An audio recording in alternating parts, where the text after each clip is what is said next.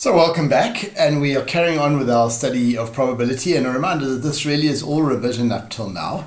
So let's dive straight in and let's look at this. We get given this formula, probability of A or B, we add the probabilities and then we subtract the probability of A and B. Now, we either need to be given the probability of A and B, or we need to know it's independent, or we need to be able to work it out. And we're going to look at all those examples here. All right, so I toss a coin and I draw a card. What's the probability of heads or diamond? Well, those two things are independent. The coin and the card don't influence one another at all. All right, so because of that, the probability of heads or diamond is going to be the probability of heads, which we know, plus the probability of diamonds, and try and draw a diamond there, okay, and that minus the probability of both, and that's this, the probability of A and B. Because they are independent, we can work that out by multiplying probability of heads times probability of diamond. Okay, I'm going to go back up and remind you this result over here. Okay, the probability of A and B is the product of their probabilities if the things are independent. Okay, and we know that they're independent because we know just from our understanding of the coin and the card, we know that they're independent of one another. So the answer here is going to be a half, that's probability of getting heads. Probability of getting a diamond, 13 of the 52 cards are diamonds, or another way of thinking about it, there are 4 suits with an equal number in each suit, so 1/4, okay? Now, minus the probability of a half times a quarter. All right, and when we work all of that out, we actually get 5 out of 8. Okay, I want to show you the sample space. If we write down the sample space, there are actually 8 things in it. We could get heads with clubs. Okay, clubs are very awkward things to draw, but I'm going to try and draw them. They're kind of bobbly things. We could get heads with hearts, much easier to draw. We could get heads with diamonds. All right, or we could get heads with spades. Spades are also quite awkward to draw, but they look something like that. Okay, or we could get tails with clubs. Okay, even worse club than last time. Tails with hearts. Tails with diamonds, okay, or tails with spades. So there are actually 8 things that can kind of happen when you toss a coin and draw a card and you're only interested in what suit it is. Right, now let's work out which ones we should count. All right, and I'm going to shade them green. All right, probability of heads, we should definitely count that. We should count that. We should count that, okay, because all of those have got heads in. All right, then it says, or diamonds. Now, for diamonds, we should actually count this one. I'm going to underline these in red. I'll explain why now. We should count this one, and we should count this one. Okay, and here we can see why this formula has got the subtraction in. Because if we just added a half and a quarter, all right, we would be adding all the green ones and all the red ones, and we would be counting this twice. We'd be counting this event here, the one that I'm going to put a purple circle around. We'd be counting it twice, and that's why we have to subtract it. Okay, 5/8 is definitely the right answer. 1, 2, 3, 4, 5. Those are the places where I get either heads or diamonds. All right, so next question says, Paul catches a fish. The probability the Paul catches a fish is 0.4. The probability that John catches a fish is 0.2. If their chances of success are independent, what's the probability that Paul catches or John catches? So probability of Paul or John, we're just going to use the formula. Probability of Paul or John is just going to be the probability of Paul plus the probability of John minus the probability of both, minus the probability of Paul and John. But because we know they're independent, we can multiply their probabilities. So in other words, it's going to be 0.4 plus 0.2 minus 0.4 times 0.2. Right, that's 0.6, that's 0.08, so the final answer 0.52.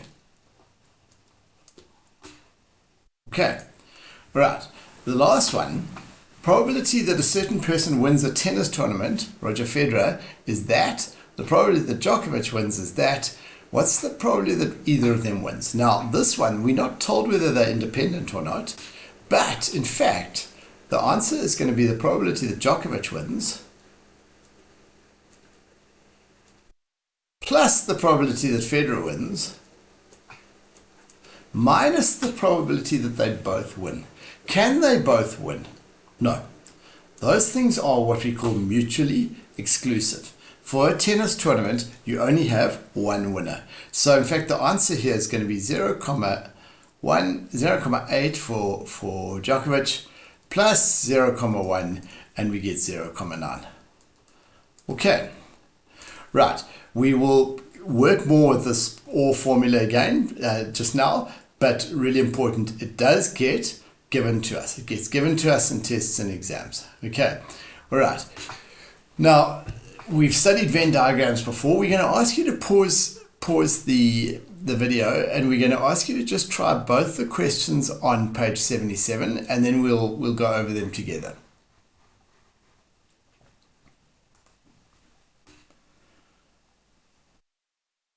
Okay, so if we have a look at this, there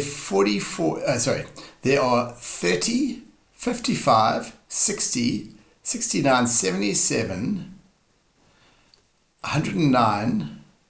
It looks to me like 130 people here. 130. Right, now we obviously want to make sure of that, so I'm going to add them up again. 43, 51, 60, 65, 72, 95. I'm now getting 120 people. Okay, I'm going to add them one last time. 30, 55, 64, 69, 77, 98. I'm getting 130 this time. I think it is 130. 53, 61, 70, 75, 130. Sorry, 130 people. Okay, so notice that if we say 44 people like tea, it doesn't mean that some of those people don't like other things. And there are 44 people who like tea. All right, there's 30, 44 in the tea circle. What's the probability that someone likes tea and coffee? Now, we need to find the people who like tea and coffee. And you may say, Paul, there are just 9. There aren't 9. There are 14 people who like tea and coffee. All right, and that's these people over here. All right, doesn't matter that they like Milo as well. Do they like tea and coffee? Yes, they do. What's the probability that someone likes coffee or Milo? Now, remember, for coffee or Milo, we're interested in anyone who likes coffee or Milo or both. So we must definitely count these people. We must count these people because they like coffee. We must count these people because they like Milo. We must count these people because they like Milo. We must count these people and those people. All right. So in fact, it's going to be 32, 40, 54, 61, 86. It's going to be 86 people. All right. 86 out of 130.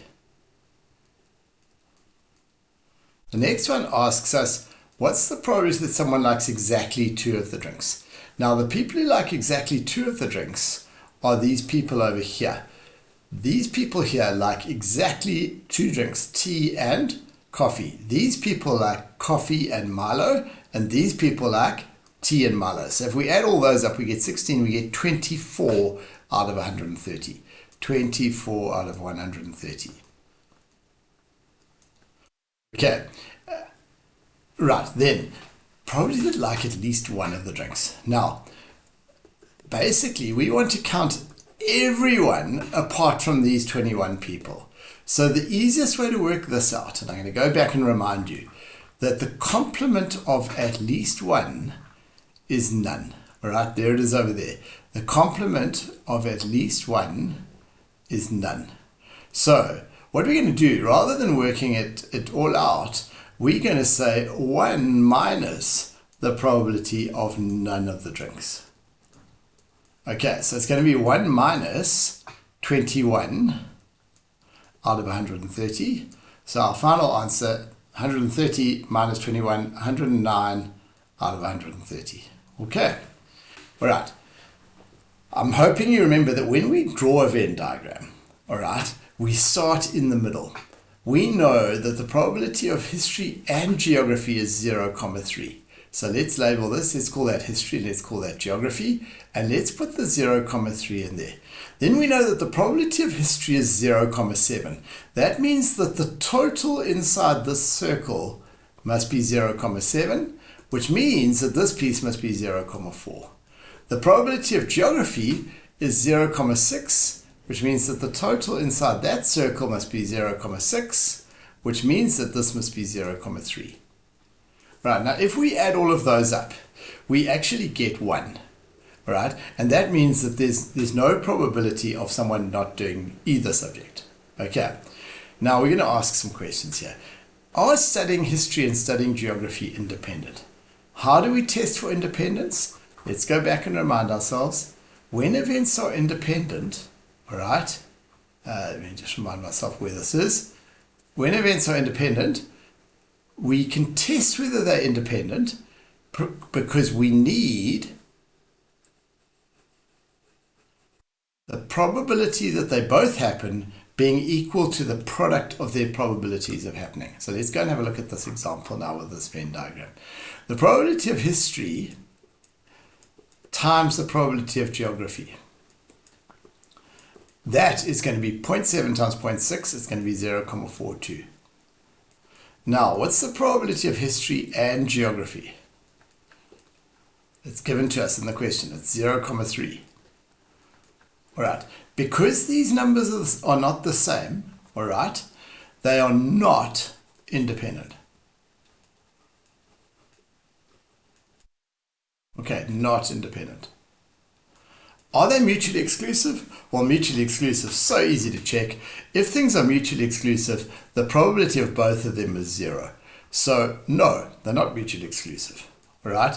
And the reason is that the probability of history and geography, we don't have to say what it is, all we must say it's not 0. If they were mutually exclusive, it would be 0. Now we're going to see again how this really important formula works. We've got this formula that says probability of A or B, history or geography, is probability of history plus probability of geography minus the probability of history and geography. Okay, so let's look at why this formula works. So we want, basically, we know the answer is going to be 1 here, but if we just add the probability of history, it's going to be 0,7. When we do that, we are counting everything in this red stripy area. All right, then we need to add the probability of geography. And the probability of geography is 0,6. And when we do that, we're adding everything in this green stripy area. Okay, now we've got a problem because we've got 1,3. But what have we done? We've added this piece in the middle twice. So we must take it away. And so our final answer is 1. All right. It makes sense. It always makes sense. Okay. Now, the last thing we're going to look at today is probability trees. And we're going to do just an example. So we've got a bag with 4 red beads, 3 green, and 2 yellow. We take out a bead, all right, and we note its color, and then we take out another bead. We don't put the first one back. So let's fill in what can happen here. What's the probability of a red bead? First up, well, we're going to use that very basic probability formula. I'm scrolling right back up to the top. Remember this formula over here, this one over here. It says the probability of something happening is the number of ways it can happen divided by the total number of things that can happen. So there are 9 beads. All of these are going to have a denominator of 9. The probability of getting a red one, first up, is 4 out of 9. A green one, 3 out of 9. And a yellow one, 2 out of 9. All right, now, we want you to pause the video and try and fill in the probabilities for these branches. All right, remembering that a bead has been taken out. And in this top section, a red bead was taken out. In the middle section, a green bead, and the bottom section, a yellow bead. We're going to ask you to pause and try, and then let it play again. Okay, so this will be 3, because a red bead's been taken out, so only 3 red beads left, 3 out of 8. There's still 3 green beads, so this will also be 3 out of 8. And there's still 2 yellow beads, so this will be 2 out of 8. These 3 branches where it splits add to 1. And they must add to 1, because those are the only things that can happen. If we took a green bead out the first time, there are 8 beads left, but 4 of them are still red. Only 2 of them are green, and 2 of them are yellow. Right. If we took a yellow bead out, there's 8 beads left. 4 of them are still red, 3 of them are still green, and only 1 of them is still yellow, because there were only 2 yellow beads and 1's been taken out. And notice that those add to 8 eighths. Now, the probability of the sort of composite probabilities, we're going to multiply down the branches here. So in other words, a red followed by red would be 4 times 3, 12 out of 72. A red followed by a green would also be 12 out of 72. A red followed by a yellow would be 8 out of 72. 4 times 2 over 72. A green followed by a red, 12 out of 72. Don't know where 17 came from, so 12 out of 72. A green followed by a green, 6 out of 72. A green followed by a yellow, 6 out of 72. A yellow followed by a green, 8 out of 72. Right? A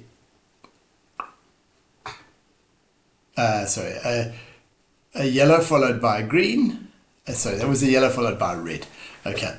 Yellow followed by a green is 6 out of 72. And lastly, a yellow followed by yellow is just 2 out of 72.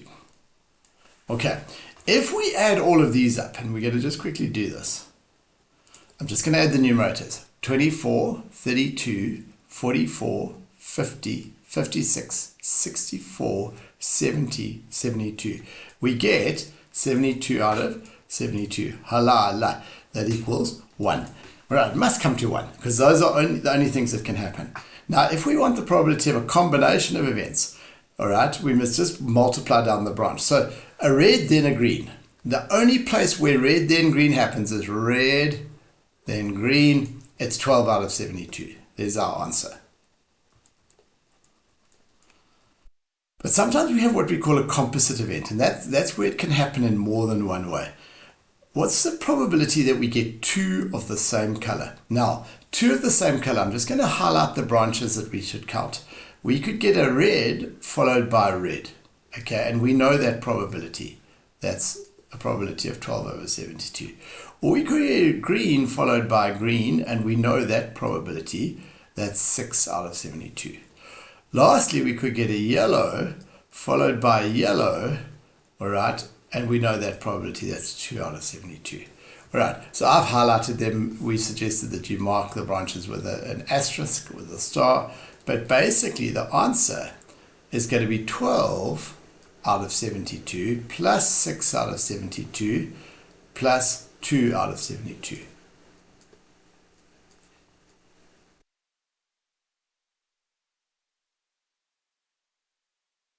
Right, so we actually get 20 out of 72 as our final answer.